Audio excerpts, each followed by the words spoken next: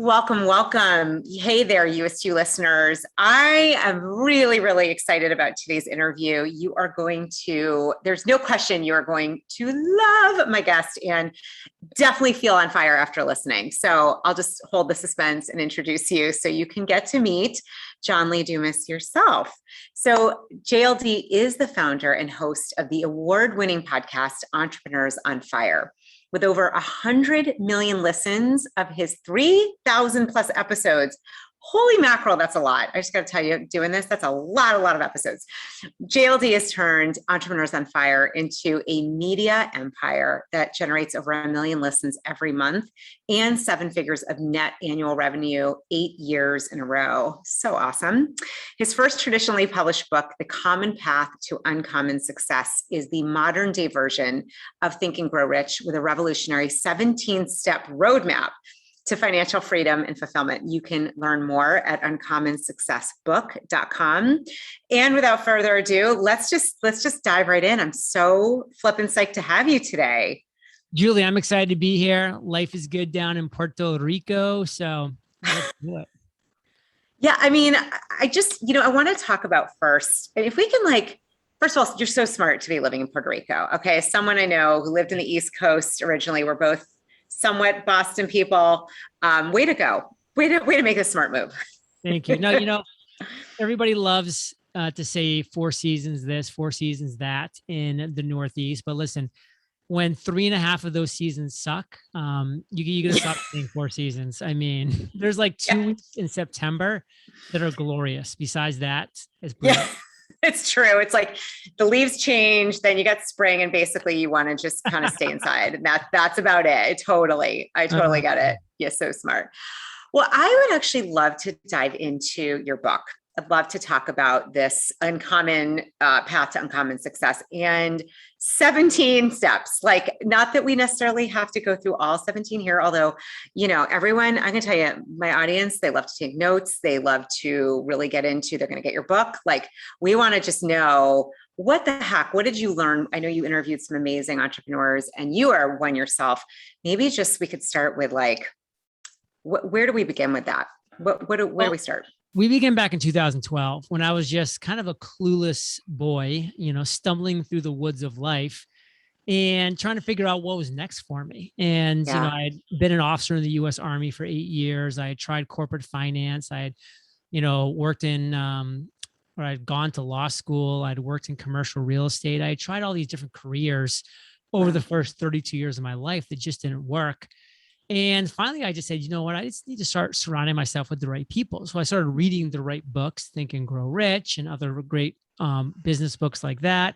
And that kind of led me to listening to audiobooks and then eventually to listening to podcasts. And then when I listened to podcasts for the first time, I just got it as a medium. I just was like, this is an amazing medium. It's on demand, it's targeted, it's free. There's just a lot of great attributes to the world of podcasting. And I fell in love with these podcasts that were interviewing successful entrepreneurs. And I said, I can do that. I won't do it well at first, but I can get better and I can do it. And that's what had me launch the first daily podcast, Interviewing Entrepreneurs. And as you kindly mentioned in the introduction, I've now interviewed over 3,000 of the world's most successful entrepreneurs. And guess what? I've learned from every single one of them. And I've taken that knowledge, their genius, and I put it into one book, The Common Path to Uncommon Success. I turned their genius into a 17-step roadmap to financial freedom and fulfillment. And the book went live in March. It absolutely crushed it. We did 30,000 sales just in week 1, which is triple the amount of most New York Times bestselling books. And we just had an absolute blast because this book is just really impacting people. And I can talk so highly of this book and still be humble because it's not my genius in this book. It is the genius of the 3,000 plus entrepreneurs that I've interviewed over the past decade. So this book was just like me finally taking all my knowledge that I've been storing within from these guests, putting it into a roadmap, and then gifting it to the world. Oh my gosh. That is so amazing and so powerful. I mean, 3,000, I got to say, I'm, close to 300. Damn, that's a lot. 3,000. 300. Yeah. and it's great. I'm just 3,000. I mean, what you must have gleaned over the time. One thing with you, I just love is how real you are. I love your your authenticity, like your way of getting to people's like heart and what's important. Maybe can you share a little bit for those that haven't yet read it? Like, what are some of the biggest highlights, high points that you learned that you share in this book that we can learn about how to be successful? Well, step one is your big idea, like actually identifying your big idea, which frankly, a lot of people are able to do. But the problem is once they've identified their big idea, that's where they go all in, which is the big problem because your big idea is a fantastic idea, but a ton of other people have it because it's a big idea. So your competition will crush you, and they do crush you. The next step, which is step two in the process, is a critical step, which is within your big idea. We need to discover the niche, the void, the underserved markets within that big idea that you can come in and dominate from day one, that you can come in and be the number one solution to your audience's biggest problems day one. That's the step that so many people don't even understand is a necessary part of this roadmap. So we hit you with a right hook by helping you get your big idea squared away, but then the left uppercut comes right in the next chapter, which is, okay, slow down there, cowboy and cowgirl. Like just because you got your big idea, you are so far from achieving financial freedom and fulfillment. It's not even funny, but let's take it step by step. We'll get you there together. Now, I'm curious, is this the process that you maybe reverse engineering, looking back at yourself, saw, oh, I did this? Or is this something as you've been interviewing these amazing entrepreneurs, you've been incorporating as you've grown your own incredible career? So this book gives you just the straight line North Star 17-step roadmap. And I'm jealous of people that are starting their journey today because I was just, a wandering, again, boy in the woods, making a ton of mistakes, making, missteps, having to pull back, reload, refocus, rejigger. And that's all time. That's all energy. That's all wasted bandwidth. So I had to make my own mistakes, which I learned from. And of course, will help you avoid with this book. And I also learned about a lot of mistakes other people made through interviewing them, which of course helped out as well. So, I wish I could say that I got it perfect the first time. I definitely did not. It took me 10 years to be able to create this book. But now that the roadmap's in place, it's timeless and it is the modern day Think and Grow Rich. So awesome. Can you share with us? I think it's sometimes fun to hear this, not fun, like haha fun, but like just to hear from you. You've obviously overcome mistakes and issues, maybe one of your biggest mistakes or one that you share from one of the entrepreneurs that you've interviewed and kind of what you learned from it. One of my biggest mistakes, which I see literally every single person make, is something called perfectionism.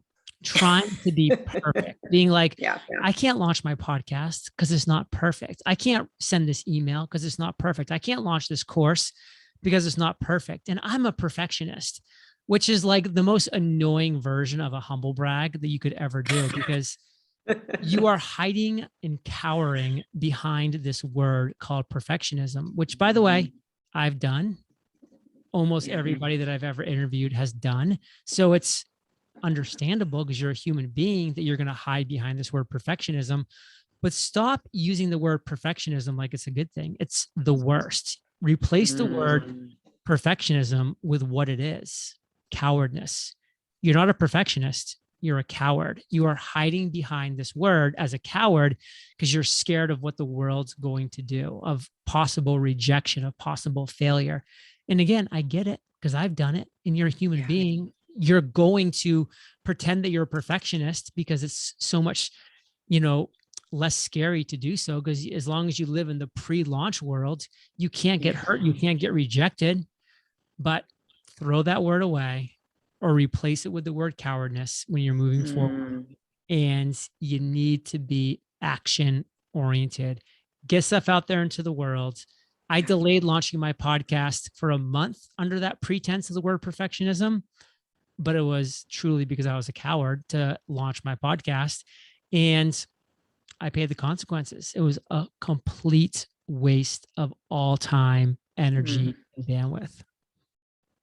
Oh, I love that. The reframe that I've not heard it said that way. Do you know how many? I mean, I'm imagining you've heard this come up a lot as you've interviewed, my God, 3,000 entrepreneurs. Like, and frankly, wanting excellence, and this is kind of the thing I'm curious about. Like, you can still go after excellence, but what I'm hearing you say is, don't use the word perfectionism or that title as a way to hide behind what you're doing. And there's an aspect of being a coward if you do that, and to be mindful of that. That's brilliant. I've never heard it said like that. And it's also, to me, it's also, what you're doing is adding massive service to the world. And so, if you're hiding behind that, you're going to miss the opportunity to help others big time. Love it. Yeah. Oh, I love that. I'm just curious, as we get to know your journey a little bit, what would you say, what is your biggest why for what you're doing these days, JLD? What really moves you? What is your why?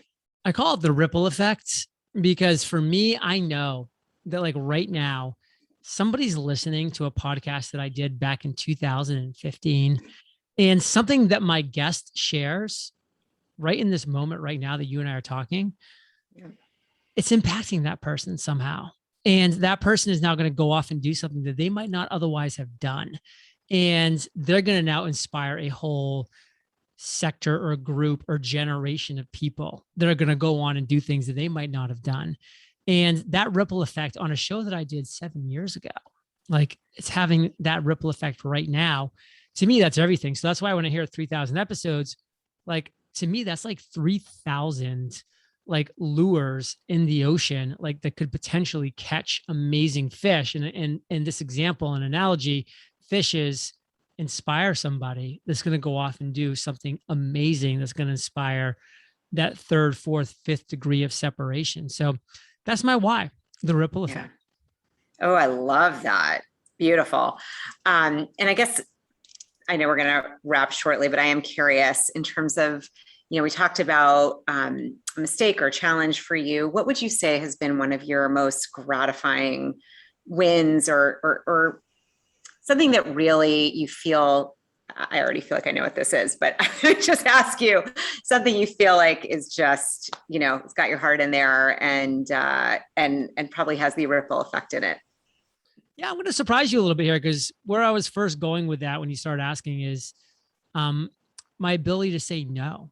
And I think that's something a lot of people struggle with, because when you are first starting in your journey and getting going, you do have to be a yes man and a yes woman, because you don't really know what opportunities are going to turn into what. And so you just need to, hope that, all these opportunities you're saying yes to, that some of them do great things for you, and some of them that don't. It's just part of the game.